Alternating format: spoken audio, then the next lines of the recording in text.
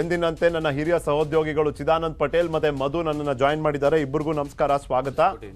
ಇವತ್ತು ಯಾವುದೇ ಒಂದು ಡೌಟ್ ಇಲ್ಲದೆ ಚಿದಾನಂದ್ ಮತ್ತೆ ಮಧು, ಸಿದ್ದರಾಮಯ್ಯನವರು he is one of the most popular leaders in the state. ಇದರದು ಪ್ಲಸ್ಸು ಇದೆ, ಮೈನಸ್ಸು ಇದೆ. ಮೈನಸ್ ಇಂದ ಶುರು ಮಾಡೋಣ. ಈಗ ಮೈನಸ್ ಯಾವ ರೀತಿ ಅಂತಂದ್ರೆ ನೋಡಿ, ಈಗ ಮೈನಸ್ ಒಬ್ಬ ಜನಪ್ರಿಯ ಜನನಾಯಕ ಅಂತ ಬಂದಾಗ, ಮಾಸ್ ಲೀಡರ್ ಅಂತ ಬಂದಾಗ, he cannot restricted himself to a constituency. ಅವರ ಕ್ಷೇತ್ರಕ್ಕೆ ಸೀಮಿತವಾಗಿ ಅವರು ಕಾರ್ಯತಂತ್ರವನ್ನು ಮಾಡ್ಲಿಕ್ಕೆ ಸಾಧ್ಯನೇ ಇಲ್ಲ ಅಂತ. ಯಾಕಂದ್ರೆ ಕಳೆದ ಸಲ ರಾಜ್ಯ ಎಲ್ಲ ಸುತ್ತದಂತ ಸಂದರ್ಭದಲ್ಲೇ ಎಷ್ಟೋ ಜನ ಸಹೋದ್ಯೋಗಿಗಳು ಅಂದ್ರೆ ಶಾಸಕರು ನಮ್ಮ ಕ್ಷೇತ್ರಕ್ಕೆ ಸರಿಯಾಗಿ ಪ್ರಚಾರಕ್ಕೆ ಬರಲಿಲ್ಲ. ಸಿದ್ದರಾಮಯ್ಯನವರು ಬಂದಿದ್ದೇ ಆಗಿದ್ದಲ್ಲಿ ಅವತ್ತಿನ ಚಿತ್ರಣದಲ್ಲಿ 3,000-4,500 ಸಾವಿರ ವೋಟ್ ಸ್ವಿಂಗ್ ಆಗ್ತಾ ಇತ್ತು, ನಾವು ಗೆಲ್ತಾ ಇದ್ವಿ. ಈ ಒಂದು ಅವಕಾಶವನ್ನ ಸಿದ್ದರಾಮಯ್ಯ ಅವರು ಸರಿಯಾಗಿ ನಮಗೆ ಸಾಥ್ ಕೊಡ್ಲಿಲ್ಲ ಇಂಥ ಒಂದು ಸಂದರ್ಭದಲ್ಲಿ ಅಂತ ಮಾತನ್ನ ವಾಸ್ ಅವರು ನೇರವಾಗಿ ಹೇಳಿದರೆ ಅವರ ಏನು ಮೈಸೂರಿನ ವಿಚಾರದಲ್ಲಿ. ಅಂತ ಎಕ್ಸಾಂಪಲ್ಗಳು ಉದಾಹರಣೆಗಳು ತುಂಬಾ ಕಡೆ ಇದಾವೆ ಅಂತ. ಸೊ ಹೀಗಿರ್ಬೇಕಾದ್ರೆ ಕಳೆದ ಸಲವೇ ಈ ರೀತಿ ಇದ್ದಾಗ ಈ ಸಲ ಇನ್ನೂ ಕೂಡ ರಣವ್ಯೂಹ ದೊಡ್ಡದಿದೆ, ಇನ್ನೂ ಕೂಡ ಏನು ಒತ್ತಡದ ವಾತಾವರಣ ಇದೆ, ಇನ್ನೂ ಕೂಡ ಇವ್ರ ಮೇಲೆ ಏನು ಆಕಾಂಕ್ಷೆ ನಿರೀಕ್ಷೆಗಳು ಮತ್ತು ಇವರು ಬೆಂಬಲಿಗರ ಏನು ರಣವ್ಯೂಹದ ಕಾರಣದಿಂದಾಗಿ ಇವ್ರು ಏನಲ್ಲಿ ಕೋಲಾರಕ್ಕೆ ಹೋಗಿದ್ದಾರೆ. ಒಂದು ಕೋಲಾರದಲ್ಲಿ ನಿಂತು ನಾನು ತನ್ನ ನೆಲೆಯನ್ನು ಭದ್ರ ಮಾಡಿಕೊಡ್ಲೋ ಅಥವಾ ಕಾಂಗ್ರೆಸ್ ನೆಲೆಯನ್ನ ಏನಿದೆ, ಒಂದು ಭರವಸೆ ಏನಿದೆ, ನಿರೀಕ್ಷೆಗಳೇನಿದೆ, ಆ ಲೆಕ್ಕಾಚಾರದಲ್ಲಿ ನಾನು ರಾಜ್ಯವ್ಯಾಪಿ ಮತ್ತೆ ಈಗ ಪ್ರಜಾಧ್ವನಿ ಯಾತ್ರೆಯನ್ನು ಮಾಡಿರೋದಿರ್ಬೋದು ಅಥವಾ ಬೇರೆ ಬೇರೆ ಯಾತ್ರೆಗಳನ್ನ ಸಮಾವೇಶಗಳನ್ನ ಮಾಡಿರೋದಿರ್ಬೋದು. ಆದರೆ ಕ್ಲೋಸ್ ಟು ಎಲೆಕ್ಷನ್ ಏನಾಗುತ್ತೆ ಅನ್ನೋದು ತುಂಬಾ ಇಂಪಾರ್ಟೆಂಟ್. ಕ್ಲೋಸ್ ಟು ಎಲೆಕ್ಷನ್ ಅಂದ್ರಲ್ಲ ಚಿದಾನಂದ್, ಇದು ಬಹುಶಃ ಈಗೇನು ಯತೀಂದ್ರ ಅವರು ಮತ್ತೆ ಅವರ ಆಪ್ತ ಬಳಗದಲ್ಲಿ ಅವ್ರಿಗೇನು ಸಲಹೆ ಕೊಟ್ಟಿದ್ದಾರೆ, ನೀವು ವಾರಕ್ಕೆ 3 ದಿನ ಅಲ್ಲಿ ಕಳಿಬೇಕು, ಜನರ ಜೊತೆ ನೇರ ಸಂಪರ್ಕವನ್ನು ನೀವು ಸ್ಥಾಪನೆ ಮಾಡ್ಕೋಬೇಕು, ಜನರಿಗೆ ನಿಮ್ಮ ಬಗ್ಗೆ ವಿಶ್ವಾಸ ಮೂಡಬೇಕು, ಯಾವುದೋ 3ನೇ ವ್ಯಕ್ತಿ ಮೂಲಕ ಅಲ್ಲ, ನಿಮ್ಮ ಮೂಲಕನೇ ಮೂಡಬೇಕು. ಇದ್ರ ಮೂಲಕ ಮತಗಳನ್ನ ನೀವು ದೃಢೀಕರಣ ಮಾಡ್ಕೋತೀರಿ. ಯಾಕೆ ಇವಾಗಲೇ ಮಾಡಿಬಿಡ್ತಾರೆ ಅಂದರೆ, ಚುನಾವಣೆ ಹತ್ರ ಆಗ್ತಿದ್ದಂಗೆ ಅವರು ಕೋಲಾರ ಮೇಲೆ ಕಾನ್ಸಂಟ್ರೇಟ್ ಮಾಡೋಕ್ಕಾಗೋದಿಲ್ಲ. ಪ್ಲೀಸ್, ಸಿದ್ದರಾಮಯ್ಯನವ್ರಿಗೂ ಇದು ಕೊನೆ ಚುನಾವಣೆ, ಸಕ್ರಿಯ ರಾಜಕಾರಣದ ಕೊನೆಯ ಚುನಾವಣೆ ಅವರಿಗೆ.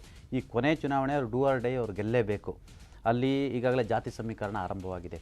ಆಮೇಲೆ ಸಿದ್ದರಾಮಯ್ಯ ಅಂದ ತಕ್ಷಣ ಪಾಪ್ಯುಲರ್ ಲೀಡರ್ ಅಂತ ಜನ ವೋಟ್ ಹಾಕೋವಂಥವ್ರು. ಆದರೆ ಜನ ನಿರ್ಧಾರದ ಮೇಲೆ ಅವ್ರ ಭವಿಷ್ಯ ನಿಂತಿದೆ. ಒಂದು ವೇಳೆ ಸಿದ್ದರಾಮಯ್ಯ ಸೋತರೆ ರಾಜಕೀಯವಾಗಿ ಅವರು ಭವಿಷ್ಯ ಮುಂದುವರಿಕೆ ಕೂಡ ಇದು ಕಷ್ಟ ಆಗುತ್ತೆ. ಹಾಗಾಗಿ ಸಿದ್ದರಾಮಯ್ಯವ್ರು ಈಗ ಏನು ಮಾಡ್ತಿದ್ದಾರೆ, ಪ್ರಜಾಧ್ವನಿ ಮುಗಿದ ತಕ್ಷಣ 3 ದಿನ ಕೋಲಾರಕ್ಕಾಗಿ ಸೀಮಿತ ಮಾಡ್ಕೊಳ್ತಿದ್ದಾರೆ.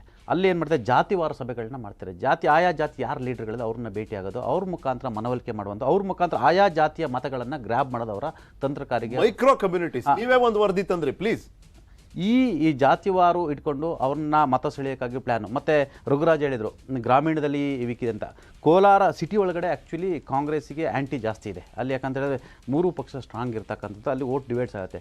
ಗ್ರಾಮೀಣ ಭಾಗದಲ್ಲಿ ಯಾಕಂದರೆ KC ವ್ಯಾಲಿ ಇದೆಯಲ್ಲ, ಈಗ ಬರ ಇರುವಂಥ ಸಂದರ್ಭದಲ್ಲಿ KC ವ್ಯಾಲಿ ನೀರನ್ನು ಅಲ್ಲಿ ಕೊಟ್ಟರು. ಹಾಗಾಗಿ ಅಲ್ಲಿ ನಿಮಗೆ 500 ಅಡಿ 600 ಅಡಿ 3000 ಅಡಿ 2000 ಅಡಿ ನೀರು ಸಿಗ್ತಿರಲಿಲ್ಲ. ಅದು ಅವರಿಗೆ ಅಲ್ಲಿ ನಿಮಗೆ ಟೊಮೆಟೊ ಬೆಳೆಯೋಕ್ಕೆ ಅಲ್ಲಿ ಇರ್ತಕ್ಕಂಥ ಬೆಳೆಗಳಿಗೆ ಅನುಕೂಲ ಆಯಿತು. ಮತ್ತು ಅವ್ರು ಏನು ಮೂಡಿಸ್ತಿದ್ದಾರೆ, ಸಿದ್ದರಾಮಯ್ಯ ಬಂದರೆ ನಿಮ್ಮ ಕ್ಷೇತ್ರಕ್ಕೆ ಮಿನಿಮಮ್ 1,500-2,000 ಕೋಟಿ ಇಲ್ಲಿ ಬರುತ್ತೆ. ಈಗ ಬಾದಾಮಿ ಅವರು ಜಸ್ಟ್ MLA ಆಗಿದ್ದರು, MLA ಆದರೂ ಕೂಡ 2,000 ಕೋಟಿ 1,500-2,000 ಕೋಟಿ ತರ್ತಾರೆ. ಅವ್ರು ಯಾರು ಕೇಳಿದ್ರು ಯಾವ ಸರ್ಕಾರ ಇದ್ರು ಫಂಡ್ ಸಿಗುತ್ತೆ ಅನ್ನೋದು ಒಂದು ಮೆಸೇಜ್ ಪಾಸ್ ಮಾಡಿದ್ದಾರೆ. ಬೇರೆಯವ್ರಿಗೂ ಮತ್ತು ಸಿದ್ದರಾಮಯ್ಯವ್ರಿಗೆ ಏನು ವ್ಯತ್ಯಾಸ ಅನ್ನೋದನ್ನ ಅಲ್ಲಿ ಏನು ಕ್ಯಾಲ್ಕುಲೇಟ್ ಮಾಡಿ ಹೇಳ್ತಾ ಇದ್ದಾರೆ. ಆದರೆ ಸಿದ್ದರಾಮಯ್ಯಗೆ ಏನು ಜನರು ಮೀಟ್ ಆಗಬೇಕು. ಅವರಿಗೆ ಈಗಾಗಲೇ 3-4 ಬಾರಿ ಹೋಗಿದ್ದಾರೆ. ಹಾಗಾಗಿ ಸಿದ್ದರಾಮಯ್ಯಗೆ ಅನಿವಾರ್ಯ, ಅಲ್ಲಿ ಜನ ಕೇಳ್ತಾರೆ ಸಿದ್ದರಾಮಯ್ಯ ಬರ್ಗ ಅವ್ರು ಎಲ್ಲೋ ಇರ್ತಾರೆ, ಯಾರೋ ರೂಲ್ ಮಾಡ್ತಾರೆ ಅಂತೇಳಿ. ಇದೇ ಕಾರಣಕ್ಕಾಗಿ ಸಿದ್ದರಾಮಯ್ಯ ಅನಿವಾರ್ಯವಾಗಿ 3 ದಿವಸ ಅಲ್ಲಿ ಠಿಕಾಣಿ ಹೊಡ್ತಿದ್ದಾರೆ. ಒಬ್ಬ ಮಾಸ್ ಲೀಡರ್ 3 ದಿವಸ ಒಂದೇ ಕ್ಷೇತ್ರಕ್ಕೆ ಸೀಮಿತ ಅಂತ ಹೇಳಿದ್ರೆ ಅದು ಹುಡುಗಾಟಿಕೆ ಅಲ್ಲ. ಯಾಕಂತ ಹೇಳಿದ್ರೆ ಆ 3 ದಿನದಲ್ಲಿ 6 ಕಾನ್ಸ್ಟಿಟ್ಯೂನ್ಸಿ ಕವರ್ ಮಾಡಬಹುದು. ಮತ್ತೆ ಇವರು ಹೇಳಿದಕ್ಕೆ ಪೂರಕವಾಗಿ ಏನು ಅಲ್ಲಿ ಬಾದಾಮಿಯ ಮಾಡೆಲ್ ಅನ್ನ ತೋರಿಸ್ತಾ ಇದ್ದಾರೆ ಅಂತ, ಆ ಒಂದು ಆಧಾರದಲ್ಲಿ ಮತ್ತು ಇವರು ಏನು ಕದನ ಕಣವನ್ನ ಘೋಷಣೆ ಮಾಡಿದ ನಂತರ ಈಗ ರೀಸೆಂಟ್ ಆಗೂ ಕೂಡ ಮೊನ್ನೆ ಏನು ಸರ್ವೆ ಆಯಿತು, ಅದರಲ್ಲಿ 21,000 ಜನರನ್ನ ಸ್ಯಾಂಪಲಿಂಗ್ ಮಾಡಿದ್ದಾರೆ. ಅದರಲ್ಲಿ ಒಂದು 44% ಸಿದ್ದರಾಮಯ್ಯ ಅವರ ಪರ ಇದೆ. ಆದ್ರೆ ಸಮಸ್ಯೆ ಏನಂದ್ರೆ, ಈಗ ನೋಡಿ ವರ್ತೂರ್ ಅವ್ರಿಗೆ 21% ಬಂದು, ಶ್ರೀನಾಥ್ ಅವರು 34% ಬಂದಿದ್ರು ಕೂಡ ಇನ್ ಟರ್ಮ್ಸ್ ಆಫ್ ಜನಾಭಿಪ್ರಾಯದಲ್ಲಿ.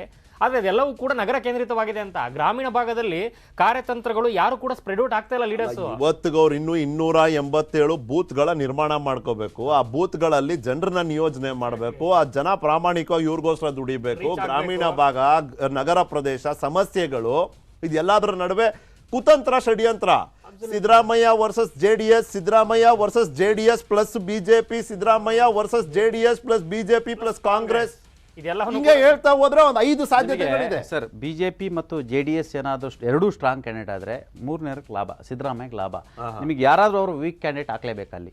ಈಗ BJP ಅನಿವಾರ್ಯವಾಗಿ ವೀಕ್ ಕ್ಯಾಂಡಿಡೇಟ್ ಆಗಿದ್ದರೆ JDSನ ಶ್ರೀನಾಥ್ ಅವರಿಗೆ ಅನುಕೂಲ ಆಗುತ್ತೆ. ಯಾಕಂತ ಹೇಳಿದ್ರೆ ಪರೋಕ್ಷವಾಗಿ BJP ವೋಟರ್ಸ್ ಎಲ್ಲ JDSಗೆ ಹಾಕ್ತಾರೆ. ಶ್ರೀನಾಥ್ ಈಸ್ ಎ ಒಕ್ಕಲಿಗ, ಆಮೇಲೆ ಅಲ್ಲಿ ಸ್ಥಳೀಯವರು ಎನಿ ಕೇಸ್ ಸಿದ್ದರಾಮಯ್ಯ APMC ಮಾರುಕಟ್ಟೆ ರೈತರ ಜೊತೆ ನಿಕಟ ಸಂಬಂಧ ಆ ಇಟ್ಕೊಂಡಿರ್ತಕ್ಕಂಥ ಕೋಲಾರದ ಏನು ತುಂಬಾ ಮೇಜರ್ ಕೋರ್ ಇಶ್ಯೂ ಆಗಿರುವಂತ ಏನು ಟೊಮೊಟೊ ಬೆಳೆಗಾರರು ಇದ್ದಾರೆ, ಸಾಲಿಡ್ ಆಗಿ ಬಹುತೇಕ 80% 90% ಶ್ರೀನಾಥ್ ಅವ್ರ ಸಂಪರ್ಕದಲ್ಲಿ ಒಳ್ಳೆ ಬಾಂಧವ್ಯ ಇದೆ ಅನ್ನುವಂಥದ್ದು ಗ್ರೌಂಡ್ ರಿಪೋರ್ಟ್ ಹೇಳ್ತಾ ಇರುವಂತ. ಹಂಗಾಗಿ ಇಲ್ಲಿ ಬಿಜೆಪಿ ಏನ್ ಮಾಡುತ್ತೆ, ಗೆಲ್ಲಿಲ್ಲ ಅಂದ್ರೆ ನಾನೊಬ್ಬನ ನಾಯಕನ ಸೋಲಿಸ್ಬೇಕನ್ನೋ ಸ್ಟ್ರಾಟಜಿ ಇದೆ. ಹಂಗಾಗಿ ನೋಡಿ ಈಗ ಅಲ್ಲಿ ಟಿಕೆಟ್ ಚರ್ಚೆ ಸ್ಟಾರ್ಟ್ ಆಗಿದೆ, ಹೊರ್ತೂರಿಗೆ ಕೊಡಲ್ಲ ಅಂತೇಳಿ. ಈಗಾಗಲೇ 2-3 ಜನ ರೆಡ್ಡಿ ಅನ್ನೋರನ್ನ ಭೇಟಿಯಾಗಿದ್ದಾರೆ, ಯಾರನ್ನ ಹಾಕೋದನ್ನು ಚರ್ಚೆ ಆಗಿದೆ. ಈ ಹಿಂದೆ ಒಬ್ಬರು ಕ್ಯಾಂಡಿಡೇಟ್ ಆಗಿದ್ರು, ಹೊರ್ತೂರು ಏನಾದ್ರು ಲಾಸ್ಟ್ ಮೂಮೆಂಟಲ್ಲಿ ಮ್ಯಾಚ್ ಫಿಕ್ಸಿಂಗ್ ಹಾಕೋದು ಒಂದು ಆತಂಕ. ಅವರ ಸ್ಟೇಟ್ಮೆಂಟ್ಗಳು, ಅವರ ನಡೆ ನುಡಿ ಮತ್ತು ಸೀರಿಯಸ್ನೆಸ್ ಇಲ್ಲ ಅನ್ನೋದು ಬಿಜೆಪಿಲಿ ಬಂದಿದೆ. ಸಂಘ ಪರಿವಾರದವರು ಹೊರ್ತೂರು ಪ್ರಕಾಶ್ ಕೊಡೋಕ್ಕೆ ಅವ್ರು ರೆಡಿ ಇಲ್ಲ.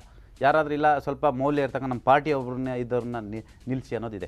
ಒಂದು ವೇಳೆ ಬಿಜೆಪಿ ಏನಾದರೂ ವೀಕ್ ಕ್ಯಾಂಡಿಡೇಟ್ ಆದರೆ ಅದು JDSಗೆ ವರದಾನ ಆಗುತ್ತೆ. ರೈಟ್ ಅಲ್ಲ, ಇದು ಎಲ್ಲದರ ನಡುವೆ ಹಿಂಗೆ ಮಾತಾಡೋದಕ್ಕೆ ಒಂದು ರೀತಿಯಲ್ಲಿ ನನಗೊಂದು ಸ್ವಲ್ಪ ಹಿಂಜರಿಕೆ ಇದೆ. ಆದರೂ ನೈಜತೆಗೆ ಹತ್ರ ನಿಂತು ನಾವು ಮಾತಾಡಬೇಕಾಗ್ತದೆ.